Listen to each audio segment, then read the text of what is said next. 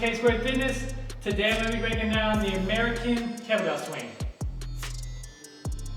Great. Alright guys, so key points of performance as we're getting into another variation of the kettlebell swing. So, reminder, the Russian kettlebell swing is this guy, out in front. That is what most people should be doing. Reason being is whenever we get into the American, a lot of times people don't have the adequate mobility when they're overhead and they get into this arch back position, which you never want to have that. Always want to get in the habit of squeezing your glutes, locking down your ribs, and then if you can go overhead and keep your hips, your knees, your hips, your shoulders, and your arms all in line, then fine. So let's break it down. The kettlebell swing is a hinge at first.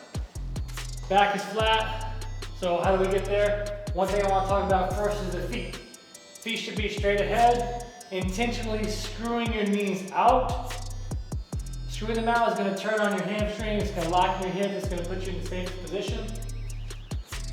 So I'm screwing in here. Second thing I should have is shins to be vertical. Hamstrings are turned on with the flat back. I should not ever be doing any type of deadlift, kettlebell swing if I'm looking like this here. Regardless if your shins are flat, you're going to get a whole lot more tension if you can get into this position here. So, assuming you have that, reminder the kettlebell swing is called a swing. So let's make sure we're starting with the bell in front so we can get this initial swing. And that's the first thing I want you to do. Back flat, I want you to hike it, put it right back down. Get in the habit of doing that, bringing it really close to your crotch, getting that flow, and then we'll add in the hips. Knees are out, back is flat, hips, and back down. Hips. A tendency, yes, we're building up to a Russian. We're gonna get to the American in a second, but it never makes sense if you can't master this first as we continue to progress forward. So you got the Russian, everything's nice and tight. You're using your glutes to pop up the bell. Not at all are you using your arms to raise it up. Show an example of that. I'm just going to use 2 fingers, popping the hips. This is a sign that I'm using my hips and not doing the slightest bit of arm or shoulder raise. If you do that, you're going to feel it in your back. And then we'll add in the American swing. So I want you to think about this. After you swing, you're going to do, it's a total different trajectory. It's not going to be a big swing out like the Russian was here. You're not going to do a swing out here and then do a big loop around. If you do that, it's going to take you out. You might throw your shoulders out of socket. We don't want any of that. So when you pop the kettlebell up, probably going to go right here. Think about a high elbow position and then a punch.